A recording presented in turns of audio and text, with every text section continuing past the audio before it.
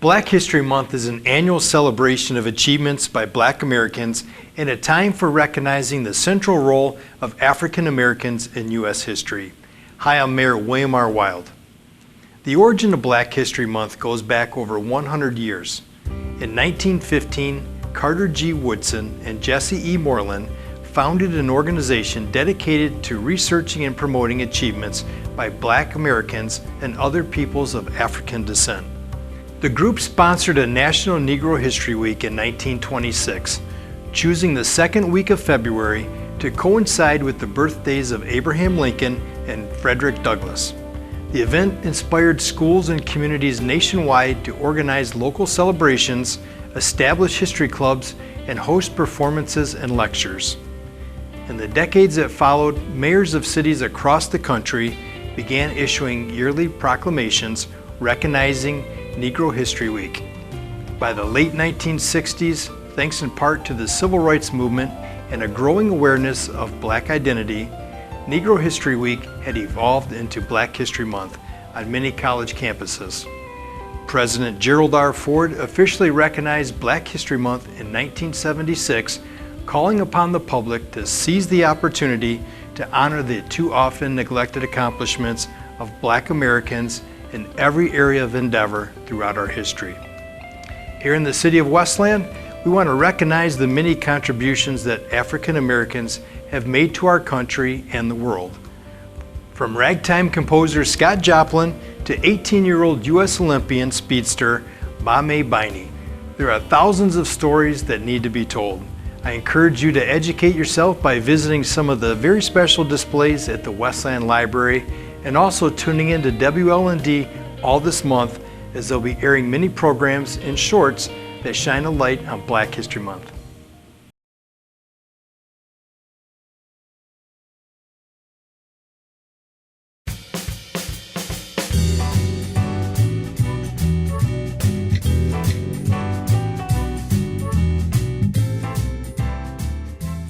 Hello, my name is John Lay. I'm a comic book enthusiast, I guess would be the best way to describe it. Have been into the hobby since about 1973.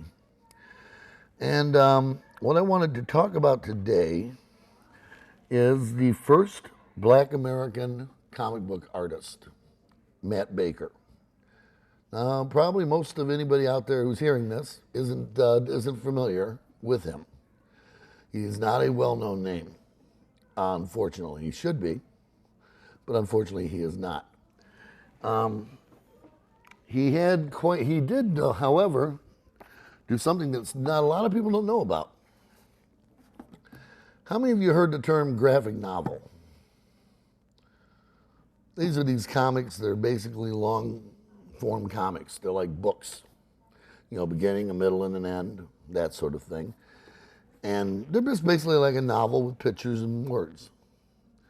Well, generally it's acknowledged that they were invented in the late 70s by either Will Eisner, who was a very famous comic creator who created a character called the Spirit, or Stan Lee and Jack Kirby did one of the first ones, which was the Silver Surfer.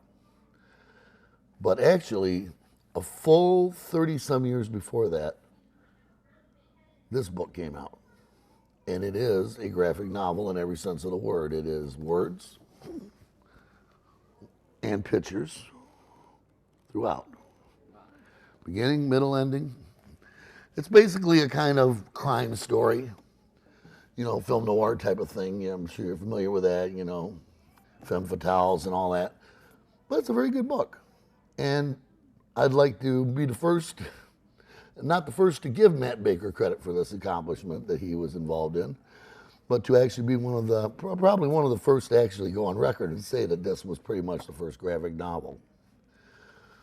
So who was Matt Baker? Well, he was born in 1921 in North Carolina. And his family moved to Pittsburgh, after that, New York City.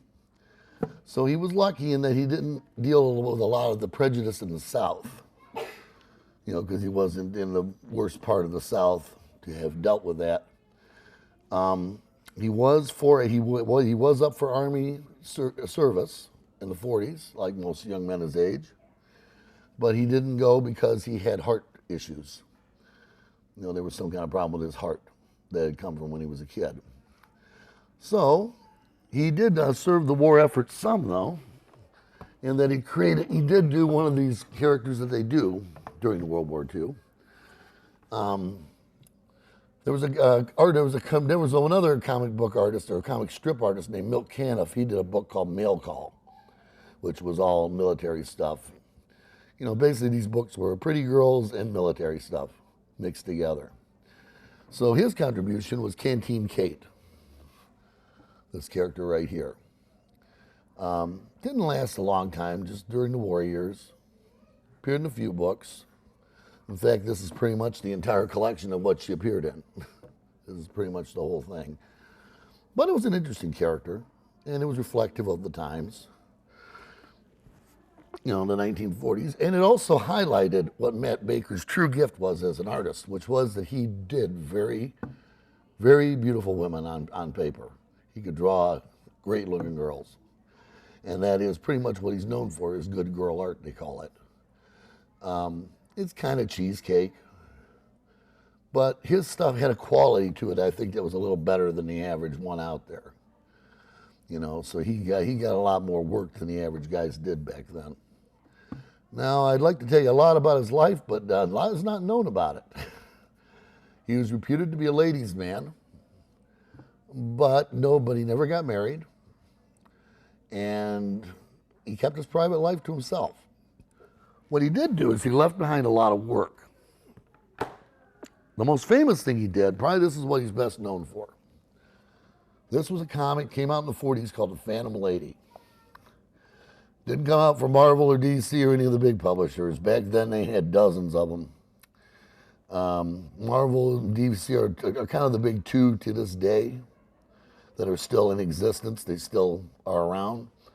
DC bought out a lot of the publishers. In fact, they bought out a lot of the old ones. One of them was the company that did Phantom Lady, which was Fox Publications. And they bought them out years ago and put her character into their continuity, you know, give her a backstory on their books, and she's been used occasionally. But it's still not a real famous, well-known character. You know, these comics from the 40s are basically it. But they were known, like I said, for their good artwork. And that's what they're basically liked for to this day. Now, the big company that employed a lot of these artists was this place here, Fiction House. Fox was one, Fiction House, Avon Publishing, they had a bunch of them. But Fiction House specialized in the kind of books that Matt Baker did. Their claim to fame was science fiction, jungle girls like Sheena, you know, Queen of the Jungle was theirs, and female superhero heroines and that kind of thing. They basically specialized in that. And they provided a lot of work for the man. And he worked for them off and on pretty much throughout his career. Because of the nature of the kind of work he did, and the kind of art he did, he got lucky during the 50s, actually. During the 1950s, there was a huge censorship movement against comics because of a doctor named Frederick Wortham. He wrote a book called Seduction of the Innocent. And basically what this book postulated was the idea that juvenile delinquency was largely caused by movies and comic books and stuff like that, but comic books were the big perpetrator. This book came out with ideas like Batman and Robin was a closeted homosexual relationship, you know, the lesbian overtones of Wonder Woman. The superhero comics got hit pretty hard, but he really hit the comics that were popular at the time, which was horror. Horror and gangster type stuff was really big at the time. He hit them the hardest. They went out of business by the droves because of him. But he got lucky in the fact that Baker got lucky because he was working on the kind of books that they didn't go after that much. You know, it got mentioned a couple of times, but he didn't really go after them full hog. He was too busy going after the horror stuff. He didn't like the crime comics. That's what he felt the kids got really wound up on. But anyhow, he weathered that pretty good. A lot of artists didn't. A lot of artists, by the time that was over with, it was about a year, 1954 to 55, and in that year, dozens of artists left the field. They left the field because it was shameful to be considered a comic book artist. They felt that it, some felt it was not a good way to make a living. They were ashamed. They were just very upset with it. Some just couldn't get work. There's a story that Stan Lee over at what was then Marvel was called Timely Comics. In fact, at this point, it actually went through a couple names. It was Atlas at this point, and he was literally letting people go. Giving them their pink slips. He was the only guy left in the building, pretty much, and his boss was going off to Florida for a vacation. Nice story there. But he would try to slip work to the people. They would do that, try and slip them some work here and there wherever they could. But it was not a good time for the medium, and it almost pretty much died. And probably would have if it hadn't been for Stan Lee and Marvel about 10 years after that. That kind of revolutionized everything and changed it. But that's another story. By that time, unfortunately, all of this was in the past. Now, he did do some other books. One other character he did that was noteworthy, but this was actually kind of fun. Sky Gal, or also known as Sky Girl, which is basically a waitress who's also a pilot and gets into outlandish adventures, basically climbing onto planes, fighting Nazis, Japanese guys, whatever they threw at her for the World War II era. Ridiculous. I mean, as you can see, she's basically climbing on planes in high heels. It's pretty stupid. But the art's nice and it's fun. It's cute. It's not going to set the world on fire, but it's fun stuff. I liked it. But by the way, I should note that the graphic novel that he did the artwork on was written by another fellow who was also a comic book veteran. His name was, and I can't believe I'm going to blank on it right now. That's a good one. I hate when that happens.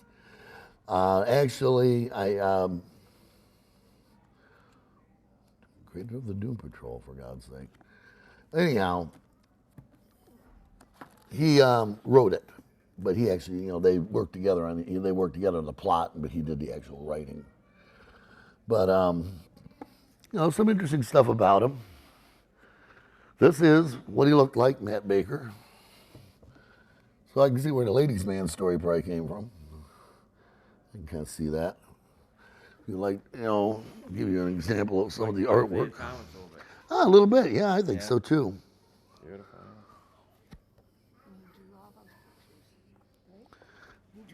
Yeah, he did all of these. And he was the first black. He was the first African American to actually achieve success in the American comic industry. There had never been another at that time. Yeah, it is amazing stuff, some of it. Can't tell the difference, can you? No, just Right. he just did great work. There's Canteen Kate. They used her for a lot of public service announcements and stuff. They loved to do that during World War II because it was a way of making it personable. Oh, the men liked it. Well, the men loved it, yeah. Well, a pretty face never scared people away. Right. That was always the attitude back then, and I think it probably still holds true. I don't think it's changed all that much.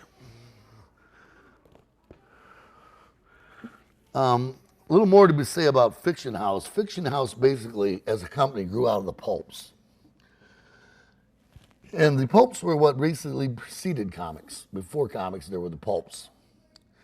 The pulps were basically very cheap magazines, 10 cents a piece, printed on very cheap paper, pulp stock, which is where the name pulps comes from, of course. And probably the most noteworthy ones you might have heard of are like The Shadow was a big pulp, and also Doc Savage, the Spider. These were superheroes before there were superheroes, basically. In fact, it is said that Superman is actually named after Doc Savage. His first name, Clark, is the same as Doc Savage's first name, which is Clark Savage. So that was kind of a tribute by the guys who created Superman to the pulps. Of course, the Shadow was the precursor of Batman. You know, dark, your dark hero that's more mysterious, a little more edgy, you know, killed people, killed the bad guys, whereas Doc Savage didn't kill them. Like Superman, he was more of a Boy Scout. He would, actually, he did something almost as controversial.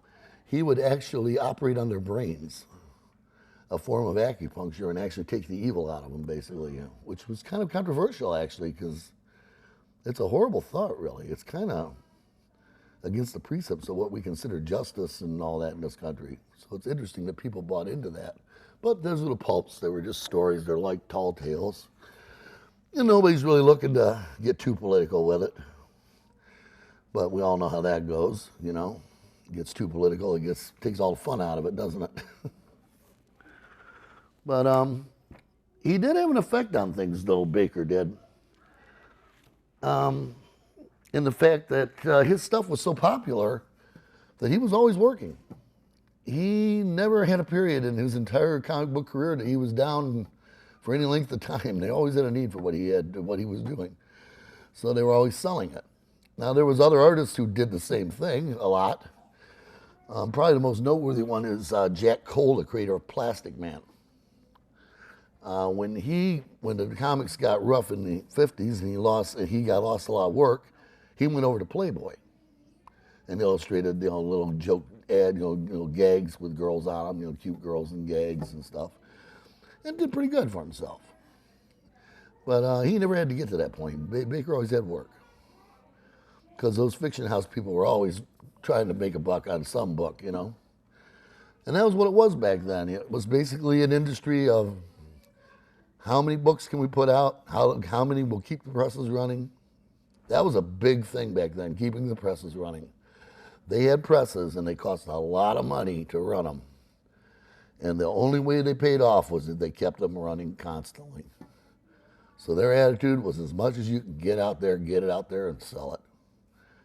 And at one time, there was probably 30, 40 companies doing comics.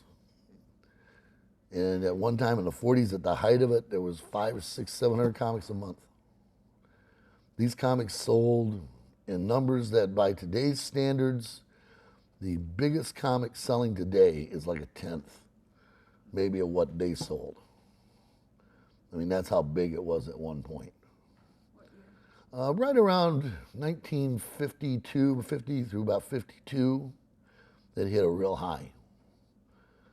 And that was a contribution to that was the popularity of the horror comics, which were brought in by a guy named William Gaines. And he basically had the idea. He had a little company that he inherited from his dad, actually. His dad was a publisher. He was one of the early publishers of comics. And he had a little company called Educating or Comics, or Educational Comics, EC. Well, he got a hold of it. He didn't want it.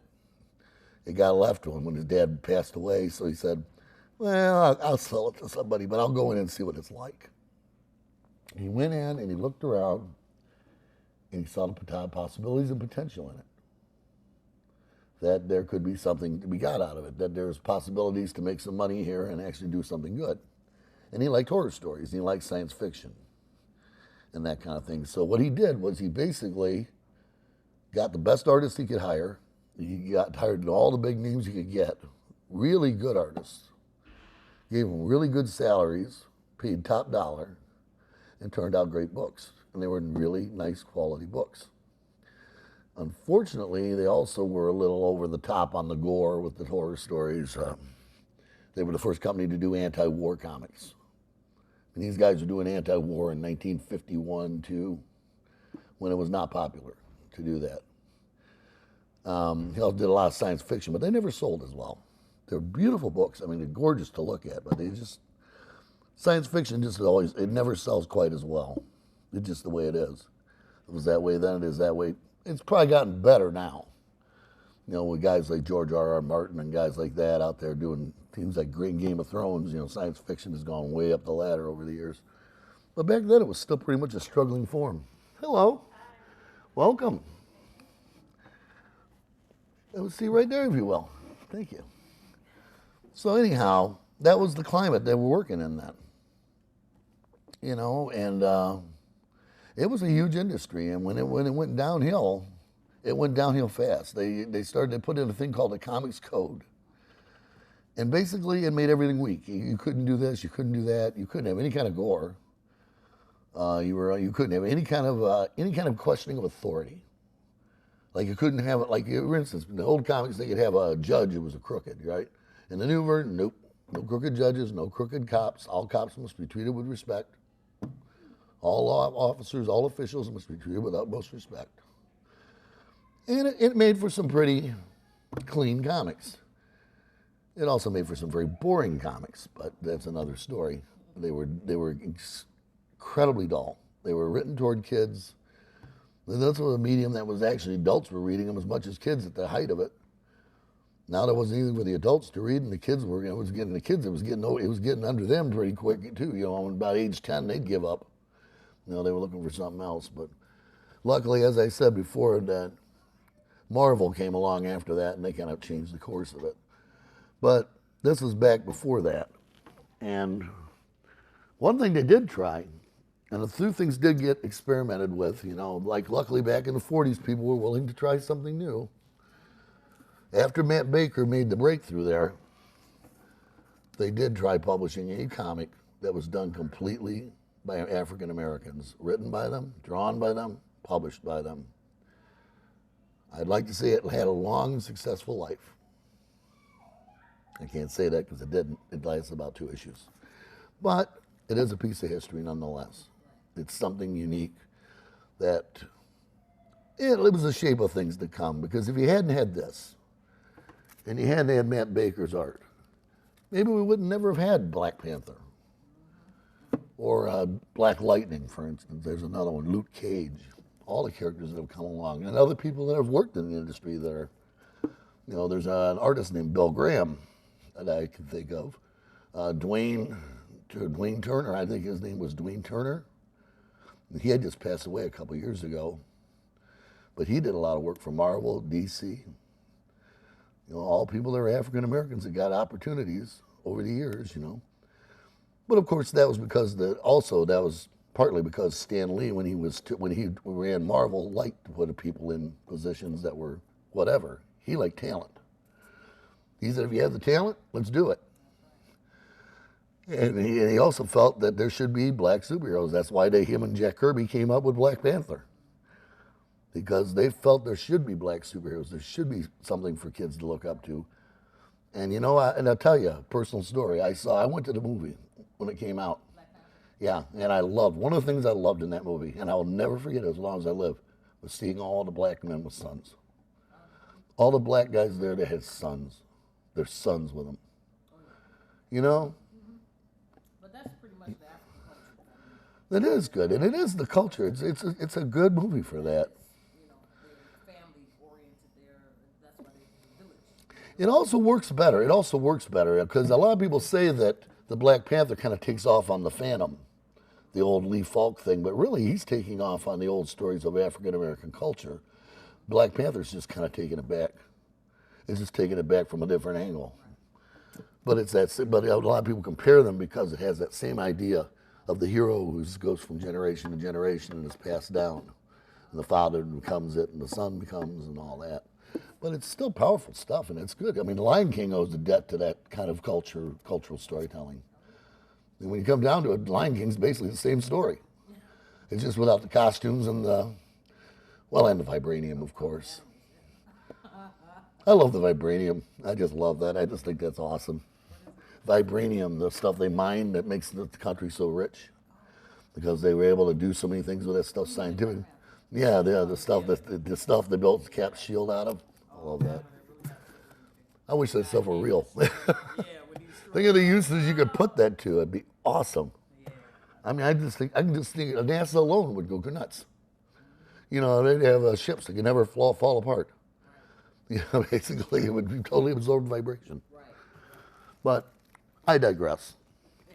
What he did was a lot of work in a kind of comic book noir. Like I said, it was like film noir. You can see this one here. Very clearly noir style. if there ever was. It looks like it could have come off an old Bogart movie. She looked like Brenda Starr, don't She does, doesn't she? I think so too, oddly enough. Yeah, I do believe there's a little Brenda Starr there. Actually, I heard a story once. There was an artist named Joe Kubert who worked for DC, and his wife was this beautiful redhead. And they say that half the artists that worked in the company and worked in other companies are in love with his wife. Just love to draw pictures of her, and they say that's why so many people in the 40s look like that. They were all doing tributes halfway to her or Rita Hayworth, one or the other. As you can see, his specialty was drawing really pretty girls. And he was gifted, to say the least. A little bit there for you. But unfortunately, his career wasn't a long one. The heart trouble that kept him out of the war was also what finally got him. In the late 50s, height of his career, still working, going strong, he had a heart attack and passed away. And leaving us with the question, what might he have done if he'd lived, I mean, that's always that question we have when they go young, we always wonder what they would have done. We speculate, like would James Dean have become an even better actor than he was? Or, if Sharon Tate hadn't been killed by Manson, would she have been an Academy Award winner, someday? Who knows? We'll never know, unfortunately. We know the people that involved had potential. We saw that. There's enough thing. But that's the tragedy of it, is that you lose those people early. And such it is with Matt Baker. He was no longer with us by the time comics really got rolling in the Silver Age. It was right after he passed away that DC brought out 1959. And that was about a year before, well, it was actually a year or two after DC started bringing back superheroes. That was the first step in the Silver Age, as they call it. They brought back the Flash in a new version. Gave him a better costume, new identity, little nicer take on the material. The original Flash looked like Mercury. He had the helmet and had the red shirt and the blue pants. He looked kind of plain. I'm a big fan of the original Green Lantern, actually, the one from the 40s, because he had a really interesting costume because it was kind of odd color scheme. But the new one they brought in, the green costume with the white, and he had the power ring that was powered by something from outer space. The original, I think, was a mystic lantern or something, more like Aladdin's lamp. Then went more science fiction-y. And that started a whole other revolution that really almost didn't get off the ground itself, because they were still working from those really toned down scripts, that the Comics Code would let them. But then you got Stan Lee and Marvel, and he came up with that wonderful innovation that he had, which was make them human. Make the characters human, and it snuck up on people. It grabbed people. The Comics Code didn't know what to do with it. They couldn't really say no. I mean, he wasn't doing anything out of the way, though he was able, over a period of time, to kind of break the code a little at a time. Little things got left behind, like he was able to show a bad cop once in a while, or a bad person that was in authority. But he did that over a period of time. And unfortunately, Matt Baker wasn't there for any of that, and I wish he had been, because I wonder what he would have done. I think he would have gotten into the other kinds of comics eventually, because that would have become the whole market. And I think he could have made the transition. Personal opinion, I think he would have done it. Like I said, we can never know, but I think he had the talent to do it. And he had worked with superheroes. He did do, after all, the Phantom Lady here, which was an old 40s style, but if you've done that, you can kind of adapt. I know that Stan Lee would have looked him up, because he looked for talent. That was his thing, man. He was always, any artist he could get in that building, he could get talented artists he could get in there, he would get them. And half of them didn't believe there would even be a medium for him to work in. One of his best artists was a guy named John Romita, and he says to this day, back then, when he had took assignment off him, he says, I'll be working for a couple of months. This thing's all going to fall apart within a couple of months, so I ain't worried about it. This guy ended up working at Marvel for 40-some years. He became the art director. He had more to do with the company probably than anybody but Stan Lee. And basically he didn't realize how big it was going to be. He had no idea. They really thought that the whole thing that came out of that 50s censorship was just going to fall apart. But obviously fate had other things in store. And lucky me, I'm glad they did, because I love this medium. I consider it an art form. I have, in fact, that's why I do this. I consider it an art form, and I like to kind of let people see that side of it, that there is something special to it. And it is a unique way of telling a story, you know. One of the best quotes I ever heard was from Will Eisner, who created the Spirit, which was a huge character in comic book history in the 40s. It was the first weekly comic strip, actually. It was not a strip, it was actually a comic book. It was 7 pages long and appeared in the paper every Sunday. Beautiful stuff. And he once said, comics are words and pictures. There's no limit to how good those words and pictures can be. And interestingly, so many have proven that since. You look at today and what you have, graphic novels, which have proven that you can do complex storylines. Beautiful works of art. Maus by Art Spiegelman, which is a 2-part graphic novel about, basically about the concentration camps and Nazis. It casts the Nazis are cats and the Jews are mice. But it's very powerful. It's still as powerful as any Holocaust book you'll ever read. Yeah, it is. Almost like that, except very serious. It took a different turn. They did Watchmen, which kind of changed the superhero way to look at superheroes. You know, here was an idea that what would superheroes really be like if they were real? You know, how might they differ from what we know them to be? Would they be noble, or would they be flawed? And of course, in the Watchmen, they're flawed. Well, you're saying that. Have you ever seen the mutants? Yes, mutants are great. Wow. That's the theory right there. They're flawed, but they're great. You see what I'm saying? Yeah, well, that was one of the coolest things they ever did was the X-Men. The whole X-Men thing was founded on the idea of basically the civil rights movement. It was a reflection of it.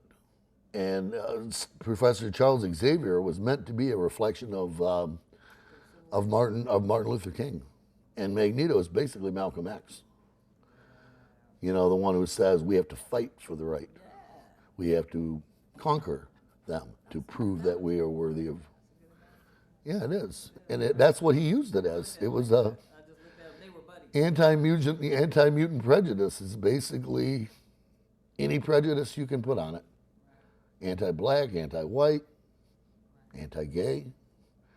Ian McKellen, who plays Magneto in the movies, he was attracted to it because of that. Because he felt at least he was part of a group that had been persecuted to some degree, and they have been. Let's face it, Hitler went after them too. He didn't play no favorites, that's for sure. But basically, you know, that's the complex world that they've become. You know, comics are complex as anything. You know, you've got a comic book movie up for an Oscar now. Which one? Black Panther's up for Best Picture. I saw it. And I actually predicted it was going to happen.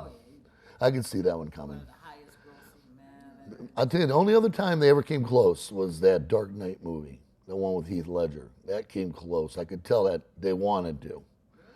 But they didn't quite do it. They went for him instead as an actor. Because I remember seeing The Dark Knight and thinking this is basically a Martin Scorsese movie with superheroes. That's what it is. It's basically Goodfellas with costumes. You know, it's that same language, it's that same beats, it's all got all the same kind of beats to it. It's just you got a guy in a costume and a guy who's basically looks like a killer clown. It's the same basic, it's the basic idea. It's there. But that shows how comics have grown, that you can do that now. I mean, there was a time when they, let's face it, back in 1966 when they did Adam West's Batman, nobody was thinking of that. But that's a valid version too. You know, I've always said there's people who look down on that version. I say, hey, it's perfectly valid. It's as good as anything else that's out there. It's just another interpretation. Remember Blank Man? Absolutely. Oh, Captain, what was that? Captain Underoos or Captain Underwear? Or, there was one. The Tick. The Tick, that was meant to be a spoof of comic book superheroes, you know, very square jawed, you know, like Dudley Do-Right, you know, very, very silly. But, you know, the thing is, if you take it seriously, if you respect it, it can work, you know? I mean, you look at the Superman movies, they were kind of interesting. The ones with Christopher Reeve, they sort of walked that thin line between Batman in 1966 and being kind of dead serious. They didn't go for quite the camp feel of the TV series, but they also made it a little more down to earth. They made Superman a little more real. Lex Luthor was a little campy and some of the characters around him, but they got a good laugh out of it, actually. It made for some fun stuff, you know. You had so many Lex Luthor. You had the cartoon Lex Luthor. In this case, I refer to Gene Hackman, the Oscar-winning actor who played Lex Luthor. Oh, okay, He does have that distinction. I think he's the only one who's done that. No, though Kevin Spacey did too, come to think of it, although I didn't like that movie much. Oh, okay. I was not a fan of Superman Returns. I just, it was a little weak. That was the only scene in it I really remember is when he saves the space shuttle and lands it on the ball field. It was awesome. That's a Superman moment. But it just didn't have a good plot. I admit it. I'm kind of prejudiced to like Christopher Reeve's version. I just think he did it great. He did for Superman what Chris Evans does for Captain America. I don't think anybody's going to hit it. The one in the 50s was George Reeves. George Reeves. Any relation to Christopher? No relation at all, but he had an interesting life. Yeah, because he was, I like that. Because he was strong, you know, he's all steady. You know, they always kept him real proper. And everything. You ever notice the flaw he had, though? He never overcame it. It's a real simple thing that basically nobody ever notices unless you point it out to him. Whenever the bad guys would fire guns at him, they would bounce, the bullets would bounce off, of course, right? He'd always just stand there and the bullets bounce off, bump, bump, bump, bump. And what their next move would always be, inevitably, 9 times out of 10, they throw the gun at him. Every single time. He never could control the flinch. He would flinch a little. He got to the point where he got good enough to kind of fool you on it, but it always is there, that little flinch. Like he didn't want to get hit. And of course, naturally. Then years later, I saw a movie called Doc Savage that was based on the pulps. And it had Ron Eli in it. And they had a scene where a guy throws a whole rifle at him, an elephant gun. And he pulled it off great. He just, boom, right off his chest. Just, you know, it was perfect. But he never, ever got over that. He got to the point where he could fool it pretty good. He could control the flinch. Oh, they could have did it with the cameras. It just froze. Oh yeah, or what they did, or they got to the point where they started cutting the film a little different. I think was what really happened. But he did the flying scenes great. I remember they had to do those a specific way. They showed that in a movie Ben Affleck made where he played Reeves. They had him laying on this thing, and they would film it in front of one of those screens, you know, for rear projection, so it looks really cool. Which actually was an improvement over the very first Superman. The first one was in I believe it was a serial. You know, they used to run in movies. They used to run serials in the movies with your feature films back in the 40s. And they had one of Superman, and they animated his flying. So it was a regular guy all through the movie, but whenever he flew, he would turn into this little animated guy. And then he'd flip back. Yeah, it was really it didn't really work too well. I mean, not by today's standards, certainly not by them, but not today. We look at that today, we just laugh our butts off. I mean, look what they can do now, you know. I mean, they've gone far beyond even what they could do with Superman was made with Christopher Reeve. I mean, you look at where CGI's gone. You know, stuff like, look, I'll tell you what, you want to see how CGI's developed. Look at the Hulk. The very first Hulk movie, he looks like Uncle Shrek. Looks terrible. And the second one, he don't look right either. But each Avengers movie is a little better. First Avengers, they got him looking pretty good. But that was it. That really showed up in Age of Ultron. I remember when they showed that scene where they showed her putting her hand on him, you know, where she's calling him down. You could see the hairs. You could see the hairs and stuff, and the expression on his face. Yeah, they've gotten a lot better at that. And that's going to get better probably as time goes on. They're just getting better at programming the computers, and they can do more. They're doing too much, I think, a lot now these days. Well, you don't want to lose that human touch. You know, years ago there was a show called Babylon 5 ran on TV for a while. And I remember they were noted for the first show that did their special effects, their ships, all in CGI. And I remember watching it and thinking, it has no depth to it. What is the acronym? CGI is completely computer generated. That means there was nothing there. You're basically looking at a computer generated model. You're not looking at an actual ship. So the C is completely generated what I? Yeah, it's completely generated by the computer. What's the I? Computer generated image. Image. So your eye can't really be completely fooled sometimes. You can be fooled to a degree. And they're getting better at it too. But back then even, we're looking at it has no depth to it. Star Trek and all those shows, they always had those models, but the ships had depth to them because they were models. They actually had been constructed. I'm a huge Star Trek fan, so you have no worries. I like Star Wars too, but it's a different kind of like. Star Trek's more of a lifelong like. Star Trek, I tell them, I'm a Trekkie when they be saying, oh, you know, I only know R2D2, C3PO, Chewbacca, and Yoda. Yeah, you know the basics. You know what you need to know. Princess Leia and the other guy. You know the basics, but you know those basic folks that you You need know to the know. basics, but when they go all out and give me stuff, the later ones, I'm old school. I'm Captain Kirk. I'm Captain Kirk, and that's it. Yeah, Kirk. and probably of the later ones, probably Cisco's my favorite. I like Cisco a lot. Yes. I like him because he was such a nice. I like him because he's such a good dad. But Scott Bakula, I just can't get with Scott Bakula there because I watched him in that other thing. I don't know why it didn't work for me either. Quantum Leap. Yeah, I love that show. Yeah, that's what I'm saying. But when he went to Star Trek, I was just. I'm with you. Unfortunately, it happens that way sometimes. They don't all have that same gift. I like Picard fine. He had his own unique style. Janeway, all that their thing. The Borgs and how they dealt with the Oh yeah, absolutely. But that's the kind of stuff you build a universe on. Again, kind of like Gene Roddenberry did something that a lot of them do, which is what Stan Lee did, is you create a universe. Create a whole universe of characters. You got a lot of help doing it, of course. You got your special effects, your artists, and whatever have you. But you're really you're in the business of universe building. You're building a whole franchise, and the whole franchise is based on that universe. And look at the appeal that Star Trek has had, 50 plus years, and people still like it. There's still new ones being produced. I've been to a Star Trek convention one time. I've gone to every single comic convention in the last 30 years, pretty much. I went to one Star Trek convention and was cured of going, not because of the stuff. It's because it was so crowded and the venue was so small. You basically looked at things this way. You went with the crowd. If the crowd moved, you moved. If the crowd did not move, you did not move. You stayed in one place. And I did get to meet Marina Sirtis. I think she did a thing there. Troy. And I think Worf was the other special guest that I got to meet them, which was kind of cool.